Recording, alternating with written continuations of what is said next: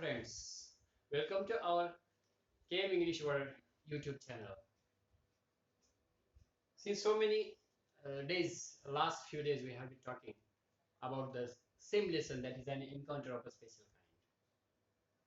मित्रांनो, बऱ्याच गेल्या काही दिवसापासून आपण हा धडा पाहतोय, अगदी line to line, paragraph to paragraph.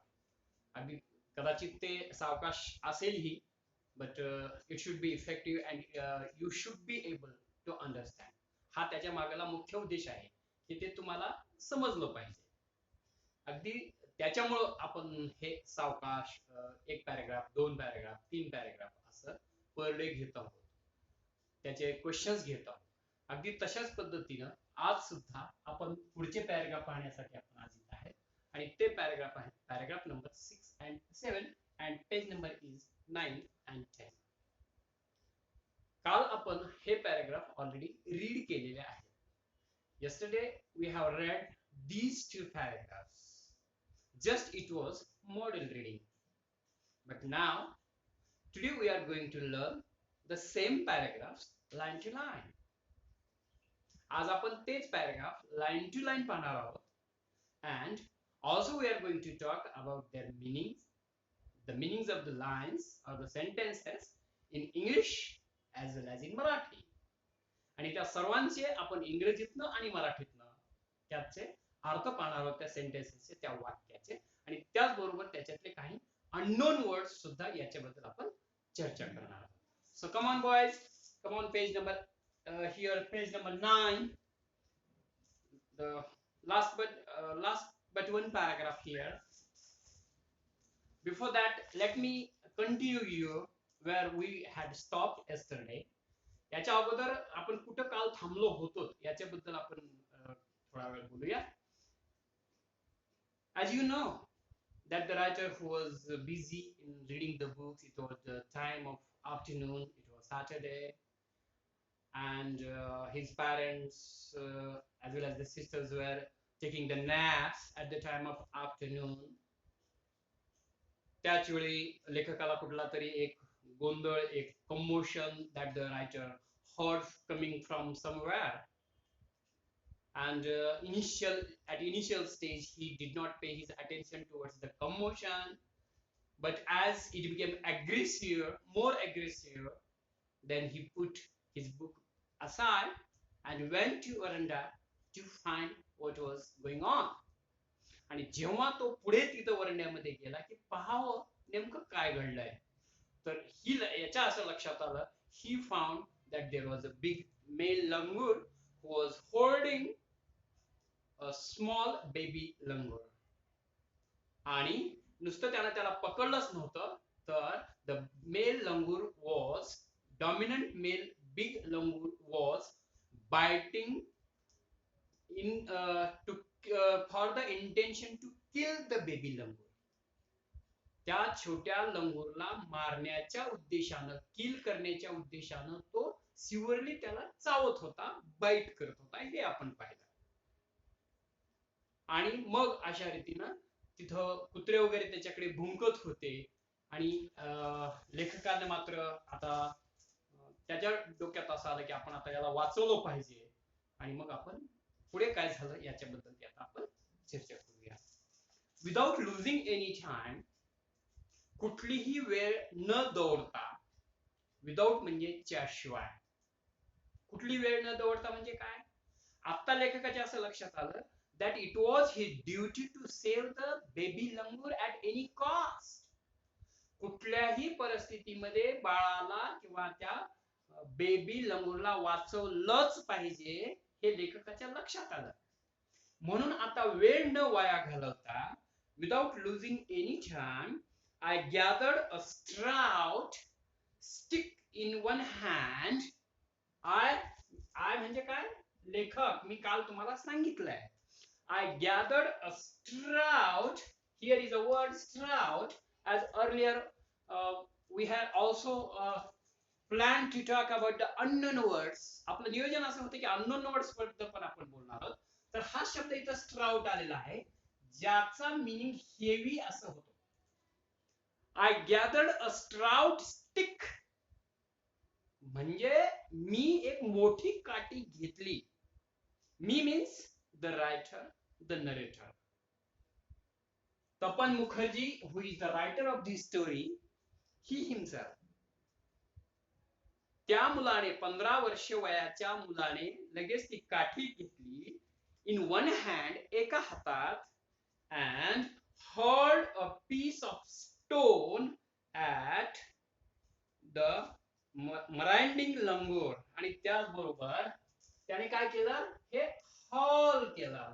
काय हॉल केलं, that is to throw.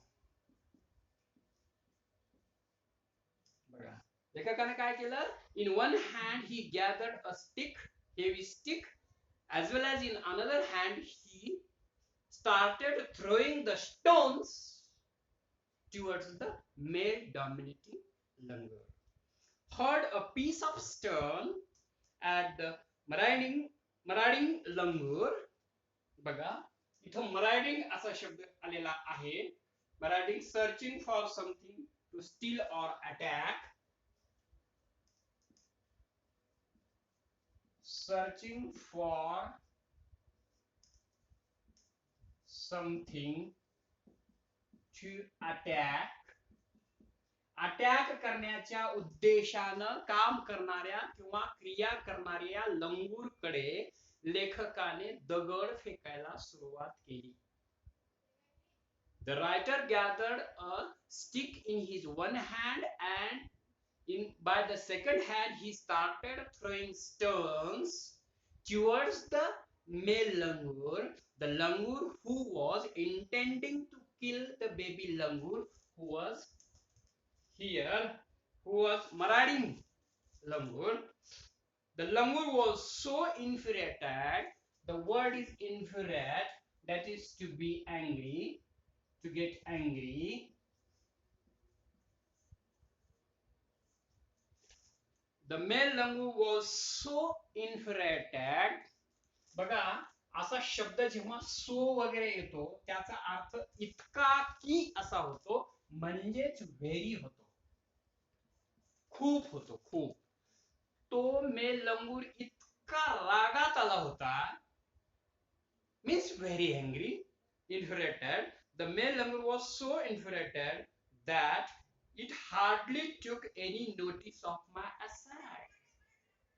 तो इतका रागात होता की त्याला माझा assault, that is attack, त्याची कल्पना सुद्धा त्याला आली नाही. Means the male langur did not pay his attention towards the writer's attack, but went on biting the male baby langur. लेखकाच्या अटॅककडे किंवा थ्रोइंग स्टोन्स कडे दुर्लक्ष करत त्या मोठ्या माकडाने त्या बेबी लंगूरला चावणं चालूच ठेवलं. लेखकाने लक्षही दिलं नाही. Next, but then I started throwing more stones. At the same time, लेखकानं सुद्धा आपले प्रयत्न बंद केले नाही. The writer also did not stop his attempt to save the baby langur. He did not stop throwing the stones, means he went on throwing the stones. लेखकानं दगड मारणं चालूच ठेवलं. I did not next पहा, I started throwing more stones, means I did not stop. आणखीन दगड मारायला सुरुवात केली. The dogs on their path raised their pistol of cry. आणि already the dogs were barking. कुत्रे तर भुंकतच होते. Means the male langur, big langur, had double attack on him. One attack from the right side, whereas the second attack was from the dogs. The dogs were barking, as well as the writer, who was throwing continuously the stones towards the male langur. Next, the changed circumstances and the sudden unexpected attack. The changed circumstance, changed म्हणजे बदललेली, and circumstance, that is situation,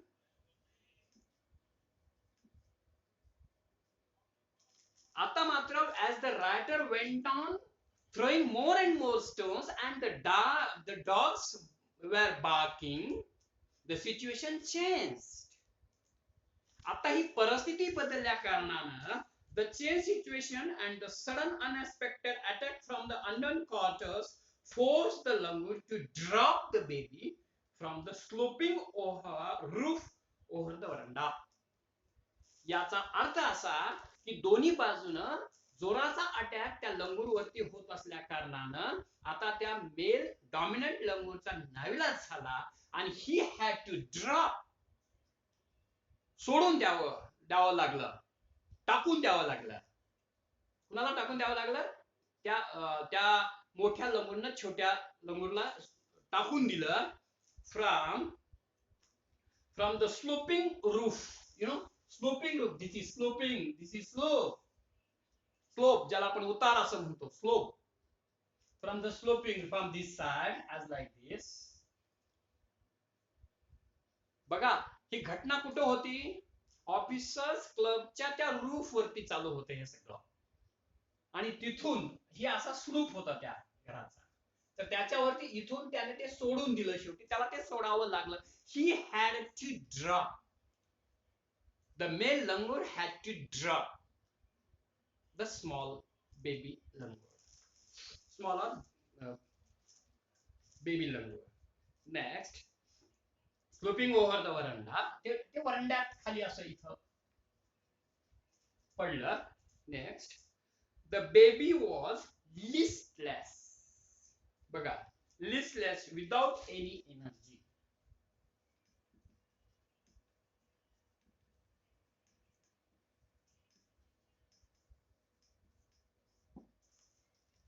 जेव्हा ते drop झालं, the baby was listless and appeared to be dead. आणि जेव्हा ते baby लंगूर sloop वरनं खाली पडलं तेव्हा it was listless. What's mean by listless? It's without any energy. अगदी कुठलीही शक्ती त्याच्यात मध्ये नव्हती. It was powerless.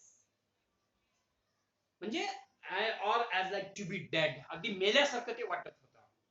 Next, as its body started to slide down, जेव्हा बघा त्याची बॉडी इथून स्लाइड डाऊन व्हायला लागली, घसरायला लागली खाली त्या रूफ वरनं स्लोपला. As its body started to slide down, the excitement of the pack of dogs grew manifold at the prospect of good kill and meal. The dogs were barking. जेव्हा body खाली पडत होती तेव्हा डॉग्स तिथंच होते, कुत्रे पाहत होते ती सिच्युएशन सगळी. as the writer was also, जसा लेखक पाहत होता तसं ते डॉग्स पण पाहत होते. दोघांचे इंटेन्शन मात्र वेगळे होते पाहण्याचे. as the writer wanted to save the baby langur, whereas the dogs wanted to take their meal. कुत्र्यांचा उद्देश सेव्ह करणे नव्हता, तर त्यांना त्याच्यावरती जेवण करायचं होतं, भक्ष्य घ्यायचं होतं.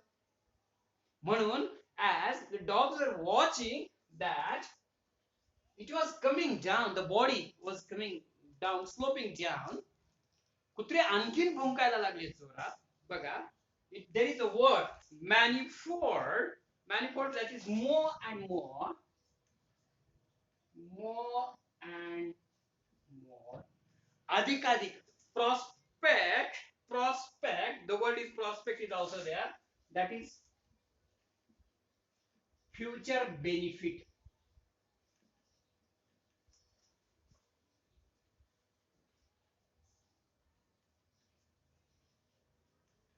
बघा, कुत्रे, the dogs were very excited and they were happy. Why? Because they were prospecting, अंदाज काढत होते की they had a great benefit, खूप मोठा त्यांचा फायदा होणार आहे. कसं लिहिलंय इथं बघा, a good kill and meal, आपण त्या बेबी लंगूरला मारू आणि मिल करूया, या उद्देशानं they were barking again, keeping the dogs at bay with the stick. रायटरनी मात्र त्या डॉग्सला तिथे येऊ दिलं नाही. He kept aside to the dogs by side with the help of the stick. He did not allow the dogs to come close to the baby langur. I managed to catch hold of the baby langoose tail. बघा ते slope down व्हायलाय, खाली येत आहे, तर लेखक इकडून धावत आले आणि लेखकांना त्याला पकडायचं होतं जेणेकरून खाली ते पडणार नाही. मात्र लेखकाला फक्त the writer only could manage to catch the tail. Tail म्हणजे शेपटी मात्र त्याला सापडली लेखकाला. I managed to catch hold of the baby langoose tail just as it tipped over the edge of the tiled roof. आणि अशा रीतीनं ते खाली टाइल्ड टाइल्ड कधी असा फरशी असलेला तो भाग, तर तर त्या ठिकाणी ते पडला आणि तिथे लेखकाला त्याला शेपटीला मात्र पकडता आलं. नक्कीच लेखकानं जी तीव्रता होती त्याची पडण्याची ती मात्र कमी केली. Next, the baby appeared inert and lifeless. आता हे जे बेबी जेव्हा लेखकानं पाहिलं तेव्हा it was looking like inert. It's powerless. Inert means powerless. The word is inert means powerless. कसलीही शक्ती नसलेलं. As well as lifeless, as like dead. Lifeless means dead. जसं मेल्यागत वाटत होतं. It was indeed a male baby. आणि विशेष असं की really it was male baby लंगूर. लेखकाचा अंदाज खरा ठरला की ते जे मेल म्हणजे बेबी लंगूर होतं ते मेलच होतं. And that is why he had record about the clans the animals. प्राण्यांची जी कस्टम होती, जी परंपरा होती ती लेखकाला आठवलेली अगदी करेक्ट निघाली की एखाद्या प्राण्यांच्या कळपामध्ये जो मेल डॉमिनंट असतो तो इतर चाइल्डला, बेबी मेलला सर्वाइव्ह करू देत नाही, जगू देत नाही. तेच सिद्ध होणार होतं बिकॉज लेखकानं पाहिलं की ते मेल लंगूरच होता. अशा रीतीनं मित्रांनो, this is the meaning of paragraph number 6 and 7 on page number 9 and 10. I have tried to tell you in English, on the other hand in Marathi, at my level best. आपल्या समजण्यासाठी इंग्रजीतनं सांगण्याचा मी प्रयत्न केलेला आहे, त्याचबरोबर मराठीतनं सांगण्याचा प्रयत्न केलेला आहे, सावकाश सांगण्याचा प्रयत्न केलेला आहे. अपेक्षित असं आहे, it is expected from you that you should pay your 100% attention towards me. Someone had commented that I was going fast, rather that is why I have slowed down my speed today deliberately for better understanding from your point of view. तर तसं करण्याचा मी प्रयत्न केलेला आहे. I hope आजचा हा भाग तुम्हाला नक्की समजलेला आहे. उद्याच्या भागामध्ये आपण let us talk about the same paragraphs, keeping in view towards the questions A1, A2, A3, A4 and A5, and especially about A4 in detail. कुठले ऍक्टिव्हिटीज आपल्याला डू ॲज डिरेक्टेड मध्ये येतील त्याच्याबद्दल सविस्तर आपण या पॅराग्राफ मध्ये पाहणार आहोत. अभ्यासाशी संलग्न राहा. Best of luck.